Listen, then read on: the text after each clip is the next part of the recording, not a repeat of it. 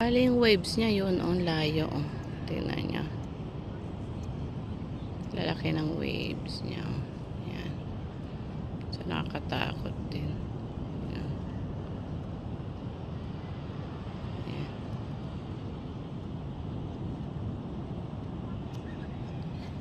Bali, umurong yung dagat. Okay. Ang layo.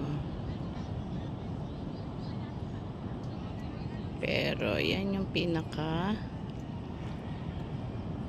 ano niya, yan. Dapat dito yung tubig. Pero, yan.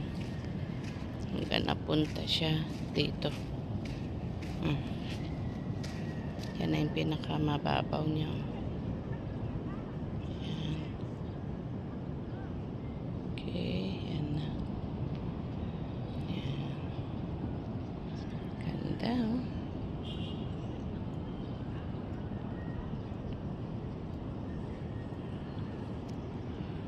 Ganda pagkano. Yan yung clouds. So, nagana siya, nagre-reflect. Ganda. Yan. May ano pa doon, oh. At yan, oh. Flamingo. May flamingo. Yan. Yun si kuya, oh. Nanguhuli ng isda, oh.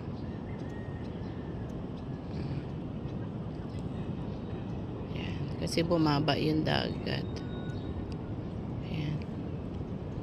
Hanggang doon lang siya. Ayan. Grabe, no? Ganda ng ano niya. Corals. Hinga tayo ng corals.